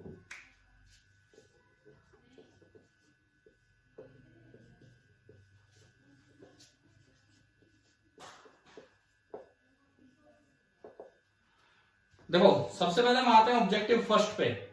ऑब्जेक्टिव फर्स्ट बड़ी जल्दी जल्दी डिस्कस होंगे। डाउट तो एक बच्चे ने 2 भेजे थे हर्षित ने, कोई बात नहीं। आप देखिए पहला सवाल, A heavy stone is thrown from a cliff of height h with a speed v। अब ये बताओ, एक स्टोन को आप पढ़ लो, सवाल आपके सामने है, जब h से हाइट से फेंका है तो क्योंकि ग्रेविटेशनल फोर्स कंजर्वेटिव फोर्स और कोई उस पर लग नहीं रहा, तो आप एनर्जी कंजर्वेशन लगा सकते हैं। ठीक है, the stone will hit the ground with maximum speed if it is throne. अब जब एनर्जी कंजर्वेशन लग रहा है तो जितना वो नीचे आएगा पोटेंशियल एनर्जी कम होगी, उतनी ही काइनेटिक एनर्जी बढ़ेगी। अब ये कहता है कि वो मैक्सिमम स्पीड से तब टकराएगा, कभी कहता है कि आपने उसे नीचे की तरफ देख के फेंका है, ठीक है, कभी कहता है कि आपने उसको सीधा फेंका है, कभी किसी एंगल पे फेंका है, या एंगल से इंडिपेंडेंट है। अब इसमें कई बार ना बच्चा कंफ्यूज हो जाता है, वो सोचता है कि यार नीचे अगर स्पीड दे दी तब तो ये स्पीड बहुत ज्यादा होगी, √u² + 2gh, और नीचे नहीं दी, सामने दी, तो नीचे वाली स्पीड तो √2gh ही होगी, लेकिन उससे फर्क ही नहीं पड़ता क्योंकि ये speed as it is maintain रहेगी। तो फाइनल वेलोसिटी चाहिए देखो और चाहिए देखो, दोनों सेम है। By energy conservation, energy direction नहीं रखती है। बाय एनर्जी कंजर्वेशन यहां काइनेटिक एनर्जी थी 12mu², पोटेंशियल एनर्जी थी mgh, यहां पोटेंशियल एनर्जी 0 मान लो, h नीचे, और काइनेटिक एनर्जी होगी 12mv²। और अगर आप एनर्जी कंजर्वेशन लगाएंगे तो सेम इक्वेशन आएगी और ये नीचे आके मैक्सिमम स्पीड से टकराएगी। यानी कि वो जो आपकी इक्वेशन है ये एनर्जी से आती है, तो इसलिए वो डायरेक्शन पे डिपेंड नहीं करती। शायद सबको समझ में आ गया होगा पहला सवाल, जिनसे हो गया उनको भी। सेकंड में हर्षित आपने डाउट भेजा था, क्वेश्चन नंबर 2 है ना। देखिए भाई, औरों से किसी से हुआ कि नहीं हुआ? सेकंड दूसरा सवाल यस सर। हो गया है, ठीक है। फिर भी देख लीजिए एक बार। ये कहता है कि the 2 springs A and B with KA = 2 times KB।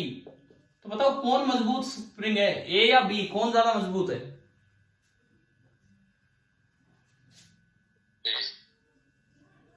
दोबारा बोलो हर्षित, कौन ज्यादा मजबूत है? सुनाई नहीं दिया इसलिए पूछ रहा हूं, बोलो भाई। जिसका K स्ट्रॉन्ग है वो ज्यादा मजबूत है। K स्ट्रॉन्ग A का है क्योंकि उसका B से डबल है, तो दिस इज स्ट्रॉन्ग, और ये KB है, ये वीक है। अब ये कहता है कि दोनों एंड से FF फोर्स से लगाए। अब दोनों एंड से F फोर्स लगाने का मतलब है एक एंड फिक्स मान लो क्योंकि दीवार अपने आप F लगा के रखती है, और दूसरे एंड से आप लगा रहे हो F। सेम ऐसा ही काम यहां होगा, दीवार अपने आप F लगा देगी, दूसरे एंड से आप लगा रहे हो F। मान लीजिए इसमें एक्सटेंशन हुआ XA और इसमें एक्सटेंशन हुआ XB। जब एक्सटेंशन तब तक होगा जब तक स्प्रिंग फोर्स और F बैलेंस हो जाए। तो यहां तो इक्वेशन बनेगी F = KA XA, और यहां इक्वेशन बनेगी F = KB XB। Same force apply किया तो जो XA होगा XA that will be equal to F/KA, और जो XB होगा that will be equal to F/KB।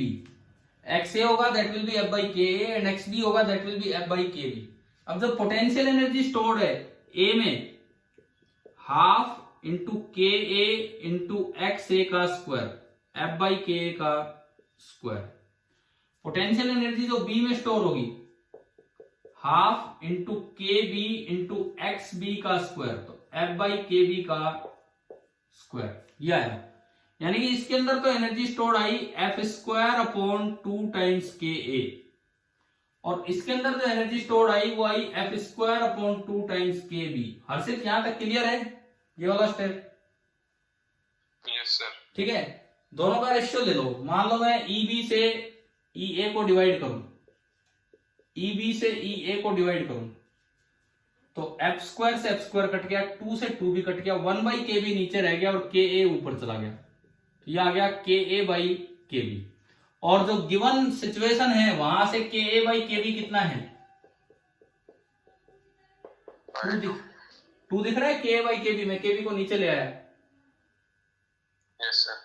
तो इसकी जगह 2 रख दिया, तो जो E in B आएगा this is twice of E in A, और इसमें एनर्जी E दे रखी है तो उसमें 2 ही हो जाएगी। आया वही, समझ में आ गया? सभी को क्लियर हुआ ये कैसे किया है? ठीक है। Yes sir. आपका आंसर क्या E/2 आ रहा था क्या? Yes sir. अरे यार वो गलती हो जाती है। वो क्या है, कई बार जैसे इसी को उल्टा ले जाते हैं। पता है ये ऐसे लिखा आता है पेपर में KA = 2KB। मैं स्टूडेंट की बात नहीं कर रहा इन जनरल, किसी से पूछो कौन स्ट्रॉन्ग, बोला भाई बी स्ट्रॉन्ग, उसका तो 2 टाइम्स है। अरे बी का 2 टाइम्स नहीं है, बी का के 2 टाइम्स नहीं है, के किसका 2 टाइम्स है? ए का डबल है।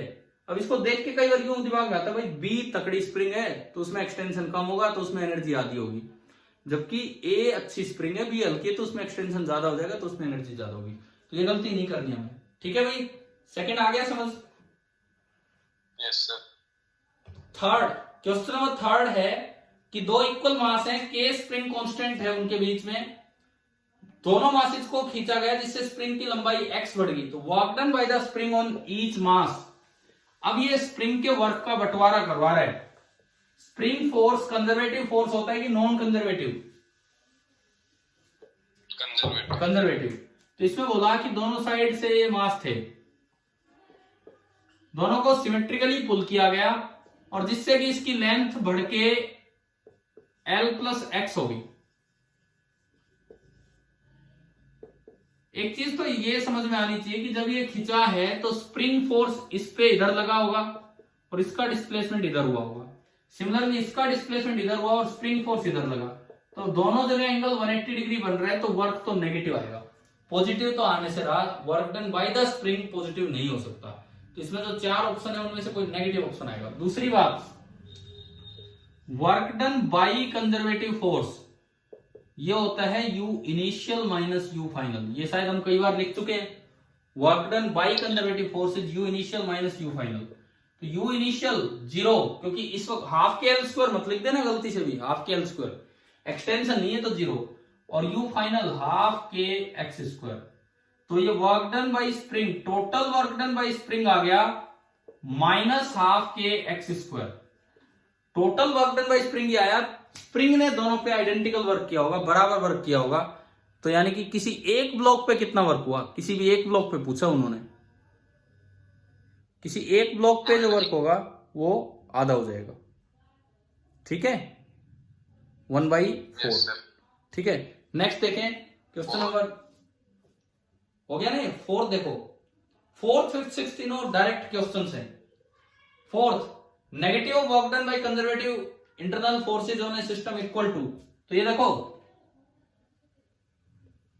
आप दोनों साइड माइनस लगा दो, तो minus work done by conservative force, ये क्या बन गया? Potential energy final minus potential energy initial. यानी कि negative of work done by internal conservative force ये किसके बराबर होता है? Change in potential energy. शायद ये आपसे हुए सवाल या नहीं हुए, मुझे अब भी यकीन नहीं हो रहा कितने बच्चों ने ट्राई किए। एक बच्चे ने डाउट भेजा, बाकियों ने किए हुए हैं कि नहीं बताओ।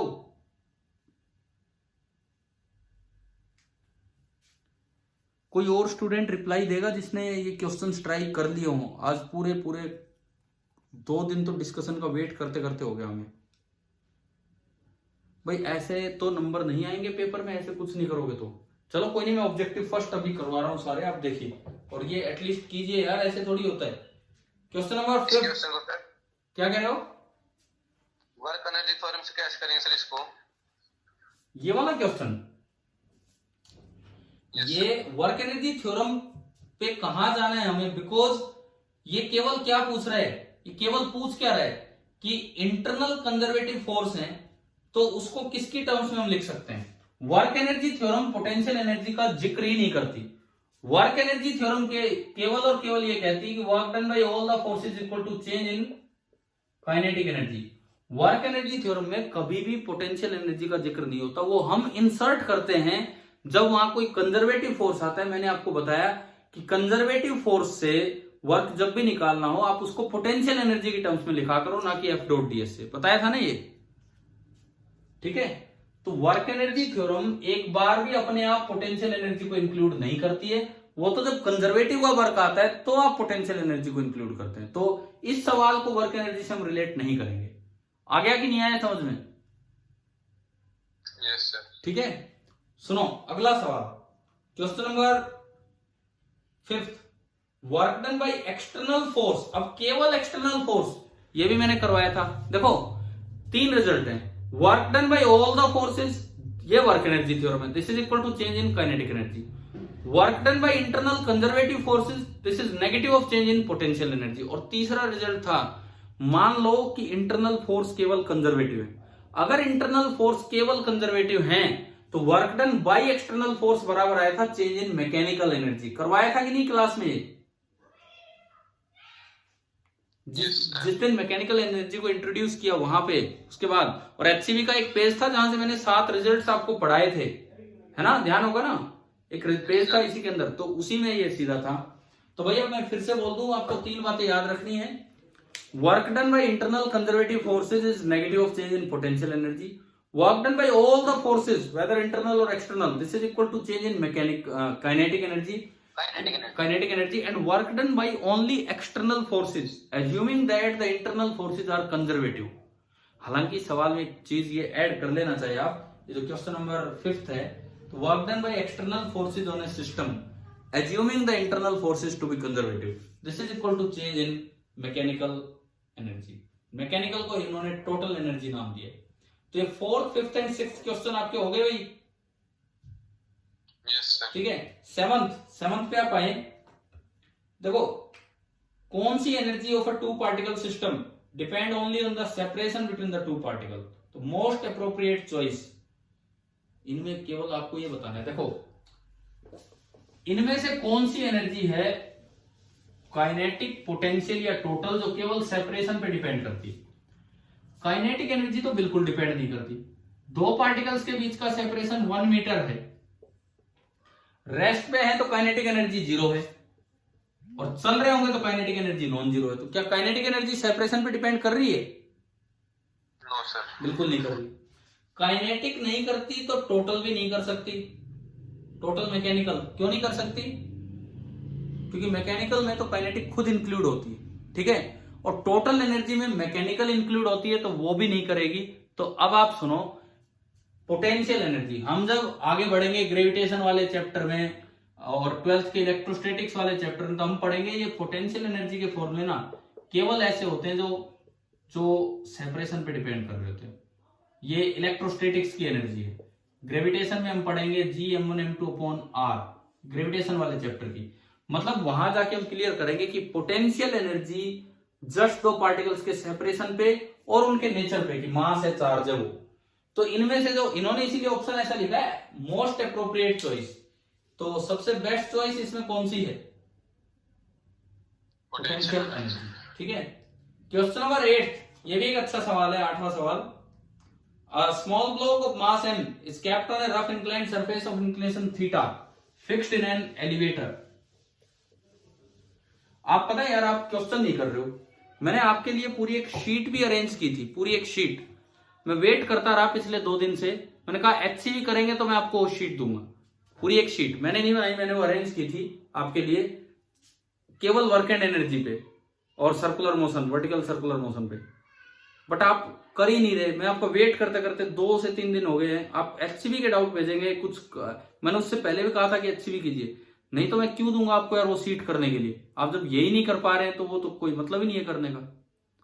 अब मुझे ये बताओ कैसे कैसे क्या क्या करोगे। अभी तो हम ऑब्जेक्टिव डिस्कस कर रहे हैं, फिर इसकी एक्सरसाइज है, उसकी एक्सरसाइज के सारे क्वेश्चन तो मैं डिस्कस नहीं करवा पाऊंगा। ये तो क्वेश्चन 64 है।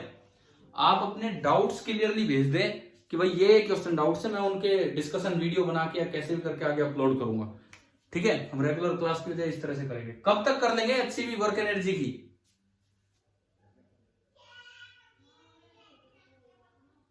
अरे बोलो, कब तक कर लोगे? आपको पता है इस शनिवार शायद 15 अगस्त था, छुट्टी थी आपकी। इस रविवार वैसे हॉलीडे, 2 दिन वो पूरे 2 दिन फ्री थे। मंडे ट्यूसडे, तब से मैं ये कह रहा हूं भाई एचसीवी कर लो, एचसीवी कर लो। फिर आपको क्लियरली बोल दिया गया कि आप ये ऑब्जेक्टिव और ये कीजिए। तो यूं कर करके 1 वीक हो गया और अभी तक भी मुझे लग रहा है कि कोई शुरुआत ही नहीं हो पा रही है। क्या आपको सीट चाहिए कि नहीं चाहिए करने के लिए? पूरी शीट है, एक मॉड्यूल है पूरा। एक मिनट बोलो, अगर नहीं चाहिए तो कोई दिक्कत ही नहीं है यार। यू मैटर तो दुनिया भर का होता है, वो स्पेशली वर्क एंड एनर्जी पे है, इस तरह से मैंने अरेंज किया। आप बताओ वो करनी है आपको वो शीट? वो तब मिलेगी जब पहले एचसीवी कर लोगे। आप मुझे ये बताओ, 64 क्वेश्चन हैं। आज थर्सडे है, कल फ्राइडे है, कल रात तक, कल शाम तक कल की क्लास और कल रात 9 बजे तक। क्या आप इतना काम नहीं कर सकते क्या, जबकि इसको दिए हुए 1 वीक हो गया ऑलमोस्ट। कर लेंगे सर। करना है ये ट्राई। अगर आप ये कल कर लेते हो तो मैं आपके ग्रुप पे वो पूरी शीट डाल दूंगा कल, work and energy and circular. और मैं बता देता हूं, टेस्ट से कहीं से बन के आए, नंबर तभी आएंगे जब आप कुछ काम करोगे। नहीं तो अब धीरे धीरे आगे फिजिक्स में लेवल बढ़ेगा। अब एक चीज मानो, काइनेमेटिक्स थी आसान थी, न्यूटन लॉ था आसान था, धीरे धीरे फिजिक्स में कॉन्सेप्ट्स बढ़ते चलेंगे। अब जो चैप्टर आएंगे, जैसे ये आया वर्क एनर्जी, न्यूटन लॉ भी यूज होंगे, काइनेमेटिक्स भी यूज होंगे और इसके खुद के कॉन्सेप्ट भी। तो प्रैक्टिस अगर नहीं करोगे प्रॉपर तो मान के चलो कि नंबर पहले के मुकाबले कम हो जाने। अब तो देख लो भाई, 3-4 दिन बचे हैं, अपना काम आप खींच के लीजिए। चलिए इस पे आते हैं, क्वेश्चन नंबर 8। अभी हम इस लेक्चर में बस ऑब्जेक्टिव फर्स्ट डिस्कस कर रहे हैं पूरा, क्योंकि आपने किए भी नहीं है बाकी सारे। Question number 8, a small block of mass m is kept on a rough inclined surface of inclination theta fixed in an elevator। ये कोई एलिवेटर के अंदर है, इस तरह की अरेंजमेंट है, लिफ्ट के अंदर है, और ये ब्लॉक एम जो है ये इसके ऊपर रखा हुआ है, थीटा इसके एंगल है, और एलिवेटर ऊपर जा रहा है फिक्स वेलोसिटी से, v कांस्टेंट है। मतलब अगर आप एलिवेटर को भी फ्रेम माने तो वो नॉन इनर्शियल फ्रेम नहीं होगा।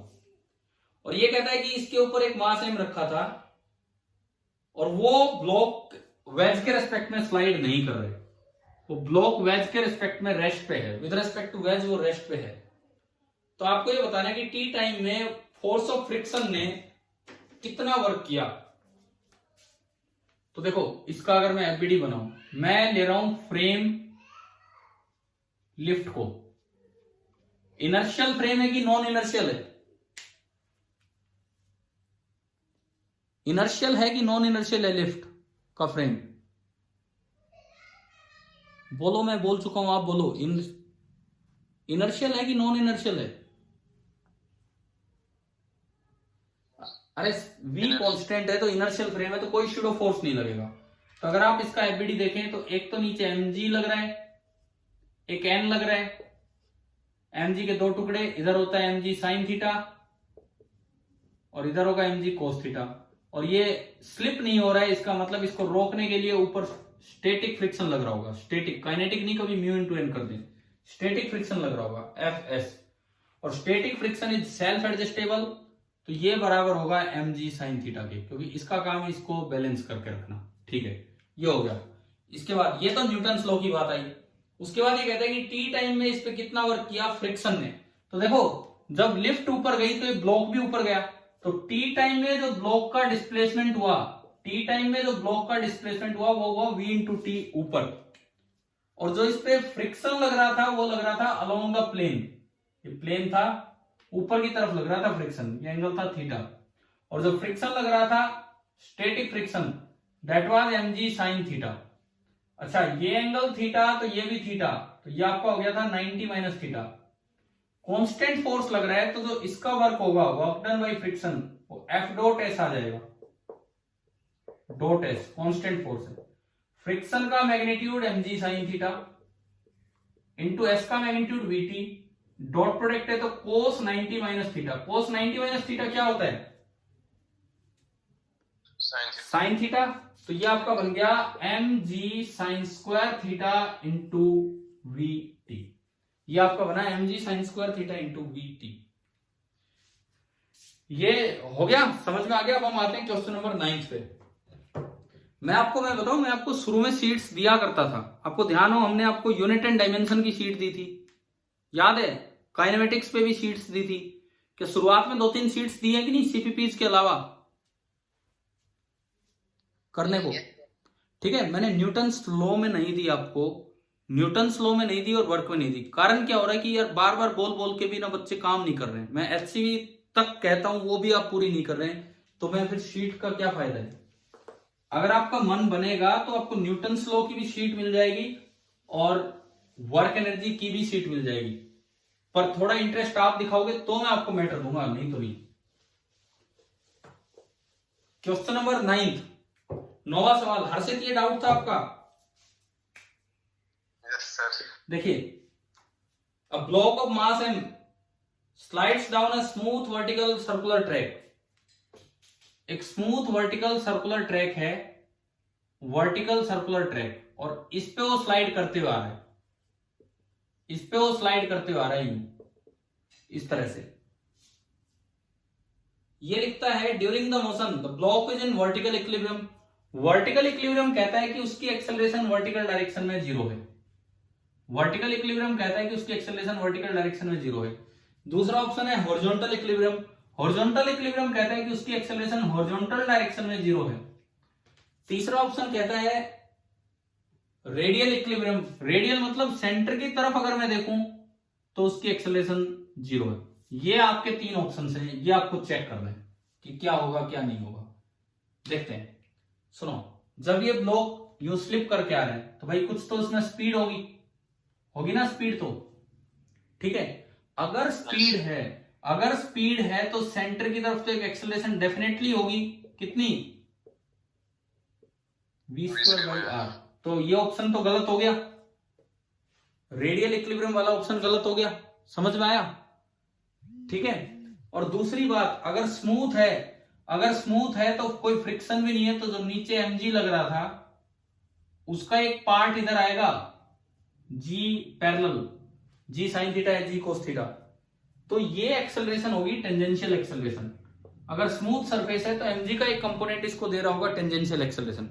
देखो सेंट्रीपिटल एक्सेलरेशन है इसलिए रेडियल डायरेक्शन में इक्विलिब्रियम नहीं है, और टेंजेंशियल एक्सेलरेशन है तो उसका कुछ कंपोनेंट वर्टिकल में होगा और कुछ कंपोनेंट हॉरिजॉन्टल में होगा और कुछ कंपोनेंट वर्टिकल में होगा। ये जो टेंजेंशियल एक्सेलरेशन है ये नहीं है उसकी एक्सेलरेशन, क्योंकि उस पर नॉर्मल भी लग रहा है, कई चीजें लग रही है, लेकिन इस mg के 2 पार्ट होंगे, mg cos थीटा उसको तो नॉर्मल बैलेंस कर देगा, mg sin थीटा वो अनबैलेंस्ड बता, तो g पैरेलल आपका बच गया g sin थीटा। यानी कि एक एक्सेलरेशन टेंजेंशियल डायरेक्शन में इतनी है तो उसका एक कंपोनेंट इधर भी होगा और एक कंपोनेंट इधर भी होगा, क्योंकि नेट एक्सेलरेशन इधर है टेंजेंशियल। तो ना तो हॉरिजॉन्टल डायरेक्शन में इक्विलिब्रियम है और ना ही वर्टिकल डायरेक्शन में इक्विलिब्रियम है। आप बताओ क्या ये पॉइंट समझ में आ गया? ठीक है। कई बार बच्चा सोचता है कि भाई ये तो जी तो नीचे है तो वर्टिकल नहीं है तो हॉरिजॉन्टल तो होना चाहिए। अरे जी नहीं है उसकी एक्सेलरेशन तो कुछ और है, जी साइन थीटा, और वो जिस डायरेक्शन में उसका कंपोनेंट इधर भी होगा और इधर भी होगा। तो इसलिए शायद इसका आंसर तो नन ऑफ दीज दिया होगा इन्होंने, है ना। और क्वेश्चन नंबर 10th भी देख लो। वर्टिकल सर्कुलर मोशन हालांकि आप अच्छे से पढ़ चुके हो, लेकिन फिर भी 10th सवाल में भी बच्चा कई बार गलती कर देता है। Particle is rotated in A vertical circle by connecting it to a string of length L and keeping the other end of the string fixed। ये तो हम अच्छे तरीके से देख चुके हैं वर्टिकल सर्कुलर मोशन। अब ये लिखता है the minimum speed of the particle when the string is horizontal for which the particle will complete the circle। भाई कंप्लीट करे तो उसके लिए यहां इसकी स्पीड क्या होनी चाहिए? तो ये रस्सी है ना, रस्सी है कि रोड है? स्ट्रिंग है कि रोड है? क्वेश्चन में स्ट्रिंग है तो यहाँ रूट 5gl होता है, हमें याद है यहाँ रूट 3gl होता है, और ऊपर भी 0 नहीं होता, ऊपर भी कितना होता है रूट gl। तो यहां का पूछा है तो मिनिमम होना चाहिए रूट 3gl। तो ये तो डायरेक्ट याद था ना आपको, ठीक है। कई बच्चे यहां से एनर्जी कंजर्वेशन लगाते हैं, यहां से एनर्जी कंजर्वेशन लगा के रूट 2gl निकाल लेते हैं। अगर यहाँ रूट 2gl निकालोगे तो यहाँ रूट 4gl होगा, और रूट 4gl वो केस है जब ये यहाँ तो क्रॉस तो कर जाएगा पर बीच में रस्सी ढीली हो जाएगी और ये क्यों हो जाएगा। तो थोड़ा सा ये ध्यान रखना है, बस इसमें गलती का चांस यही था, यहाँ से यहाँ एनर्जी कंजर्वेशन लगा के यहाँ स्पीड को 0 करके और वो रूट 2gl ले लेते हैं। यहाँ स्पीड 0 होगी तो वो बीच में ही मुड़ देगा, यहाँ टेंशन 0 होगी तो वो यहाँ पहुंचेगा। चलो भाई अब ये बताओ क्या ऑब्जेक्टिव फर्स्ट के 10 सवाल जिससे हुए या नहीं हुए क्या अभी समझ में आ गए हैं कि नहीं? ठीक है। अब आपका अगला काम है ऑब्जेक्टिव सेकंड के 10 सवाल, एंड देन ये जो क्वेश्चंस हैं एक्सरसाइज के ये ट्राई करने। मैं कह रहा हूं आपको अगर आप कल तक इतना काम कर लेंगे तो मैं आपको एक अच्छी सी शीट दूंगा करने के लिए, और अगर आप ये इंटरेस्ट दिखाएंगे तो मैं आपको न्यूटन्स लॉ की भी शीट जो पहले नहीं थी वो दे देंगे। लेकिन आप लोग तो दिखाएं कुछ इंटरेस्ट, कुछ काम कीजिए, ठीक है? ठीक है। और अपने डाउट्स भेजा करो ताकि कभी भी हम वो ले सकें। ठीक है भाई, थैंक यू।